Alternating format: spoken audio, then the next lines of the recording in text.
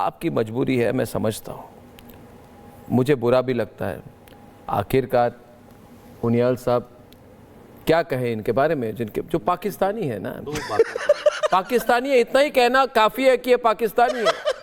अब ये इनकी मजबूरी है, विवशता है, कुछ भी है, मगर एक बात कहूं, कोई राजा साहब कोई भी डिसीजन आप ले एज अ कंट्री राजा फैसल एक बात, संजीव उनियाल है, इनकी बात सुनिए। संजीव राजा फैसल भाई, राजा फैसल दो बातें मैं आपकी हिम्मत की दाद देता हूं कि दो लोगों ने आपको बढ़िया तरीके से उतारा, जूते मारे, चप्पलें मारी, पानी में डुबो दिया, परंतु आपकी मुस्कुराहट नहीं गई।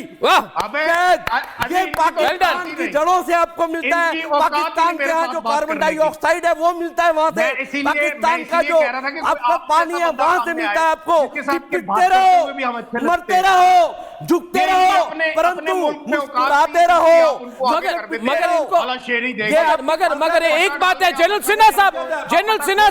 सिन्हा साहब मेरी बात सुनिए। जनरल सिन्हा साहब हमारे साथ जो है, देखिए हमें मतभेद है, मैं खुलकर कह रहा हूं, हमारे मतभेद है शोएब जमाई से, आतिकुर रहमान से हमें मतभेद है।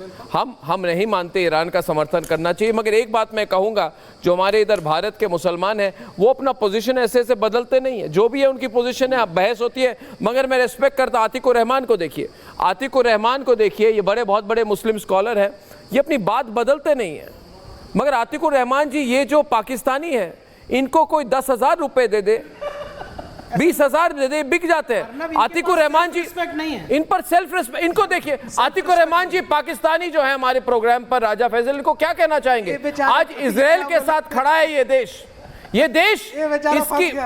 इजराइल के साथ खड़ा है, आप कुछ कहना चाहेंगे उनको? आतिकुर रहमान जी सब ना बोलिएगा, ये आपको हुश हुश करके ना आपको कुत्तों की तरह मुझसे अरे ट्रंप ने कहा राजा फैसल, ट्रंप ने कहा Asif Munir agrees with me. एक मिनट ट्रंप ने कहा, ट्रंप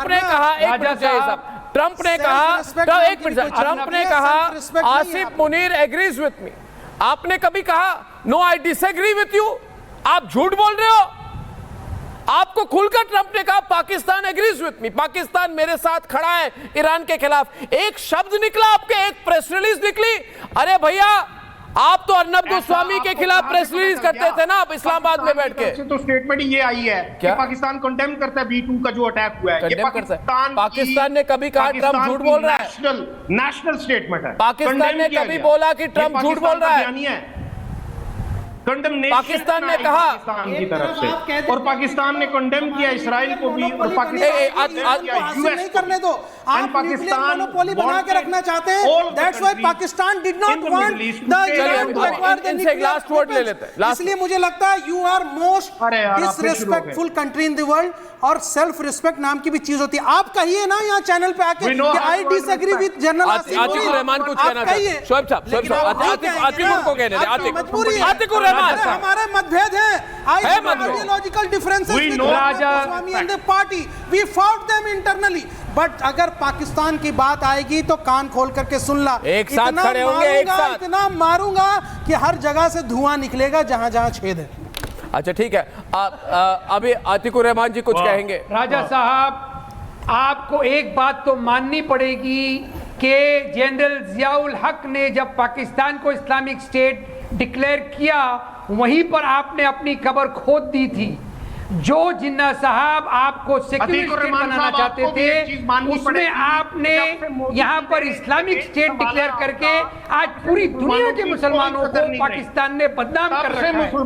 सबसे पहले तो अपने आप को इस्लामिक स्टेट कहलाना आप बंद करिए, क्योंकि आप एक आतंकी स्टेट है। राजा फैसल, राजा फैसल, और अगर टेररिस्ट स्टेट नहीं है तो अभी के अभी आप मसूद अजहर को यहाँ पर भेज दीजिए, हम उसका इलाज आप डिनाई नहीं कर सकते इन बातों को। जितना मोदी जी के आज के रूल के खिलाफ हूं। आपको पाकिस्तान में जनरल जिया का आ जाता है, शब्द ना बोले मोदी जी के खिलाफ। नजर आता मोदी जी का नाम मत लीजिए। आज मोदी जी ने कहा 22 मिनट में आपकी हजामत कर दी हमने। 22 मिनट में उनियाल साहब 22 मिनट में हजामत कर दी, हजामत की और आज भी रो रहे हैं ट्रंप बचा दो, ईरान बचा दो, भारत से बचा दो। National employment of Pakistan is भिखारिस्तान। 10,000 भिखारी सऊदी अरब से पकड़ा है, सलमान भाई ने पकड़ा। सारे पाकिस्तानी गधों का कारोबार, सबसे बड़ा कारोबारी गधे का पाकिस्तानी, चोरी के चोर बाजार के मेडल लटकाने वाला आसिफ मुनीर पाकिस्तानी, IMF से भीख मांगने वाला पाकिस्तानी, आतंकवाद फैलाने वाला पाकिस्तानी, पूरी दुनिया के एयरपोर्ट पर जलील और नंगा होने वाला पाकिस्तानी, जिस शख्स की अपने मुल्क में टके की इज्जत नहीं है, डूब मरने वाला वो पाकिस्तानी, पड़ोसी देश के फर्स्ट क्लास सिटीजन के साथ पाकिस्तानी, लश्कर तौबा हिजबुल मुजाहिदीन कहां रहते हैं, सारे पाकिस्तानी, ये सारे आतंकी कहां शरण पाते हैं? पाकिस्तानी। ये राजा कहां का है? पाकिस्तानी। इसीलिए परमाणु बम बेचने वाला अब्दुल कादिर खान पाकिस्तानी, इसलिए तुम्हारे आका वो क्रिकेटर सारे आना चाहते हैं, क्रिकेट खेलने भारत, घूमने आना चाहते हो भारत, इलाज कराने आना चाहते हो भारत, गाना गाने आना चाहते हो भारत, फिल्मों में काम करने आना चाहते हो भारत, अजमेर जाने आना चाहते हो भारत, अच्छी एजुकेशन के लिए आना चाहते हो भारत। अबे सब करने भारत आना है तो पाकिस्तान बनाया क्यों? बम बनाने के लिए, उसको फोड़ने भी भारत आने। अरे आतंकियों, शर्म से डूब मरो तुम लोग, शर्म से डूब मरो। बुरा लग रहा है 14 अगस्त को राजा फैसल लाउडर, अभी एक बुरा लग रहा है और अब खत्म होगा राजा फैसल देखिए, राजा फैसल एक दो बातें ऐसी होती है इतिहास में जिसको आप चाहे तो उसको बदल नहीं सकते। दुनिया में लिखा जाएगा आज से 1000 साल बाद भी कि आप इतने बुज़दिल देश थे, इतने बुज़दिल देश थे कि आप इजराइल के साथ खड़े थे। बुज़दिली की हद होती है और मुझे अच्छा लग रहा है आपको इसमें, आप मुस्कुरा रहे हैं। क्या कहूँ आपको, आप जाइए आज अभी इनको छोड़ देते हैं, इनको छोड़ देते हैं। Raja Faisal ji, nice to meet you, thank you very much. अब हमारे डिबेट पर जनरल के सिन्हा है, फैज खान है, संजीव उनियाल है, शोएब जमाई है, आतिकुर रहमान है और इनके बीच में बहस होगी। देखिए जनरल के साहब, अभी ये सीजफायर तो बिल्कुल फेल हो गई, युद्ध विराम नहीं हुआ। भारत में एक लॉबी है, शोएब जमाई की लॉबी है, ये कहते हैं कि अभी हमें ईरान के साथ खड़ा होना चाहिए। आपको क्या लगता है अभी किसके साथ खड़े होने का समय है?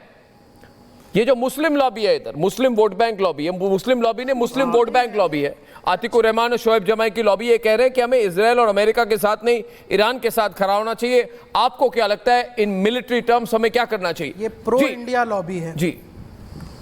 जैल साहब, जय हिंद सर, जय हिंद और जय हिंद। हमारे पैनल में सारे हमारे लोग हैं। ये जी देखिए, आपने स्ट्रैटेजिकली बात की, आपने हमें बताया कि आज किस तरह से हम देखते हैं। देखिए, इजराइल केवल ये नहीं कि हमारा बहुत बड़ा दोस्त है, हमसे हथियार मिलते हैं या हम, देखिए पूरे वेस्ट एशिया में और पूरे इस एशिया के कॉन्टिनेंट में आप जब देखते हैं तो इजराइल ने एक क्या काम किया है। जो ये आतंकवाद है, जो जिहाद है, जो कि ये लोग अभी बता रहे थे, पूरे के पूरे उन्होंने उधर पाकिस्तान के एंकरों को अब अपना पड़ला बदल देंगे।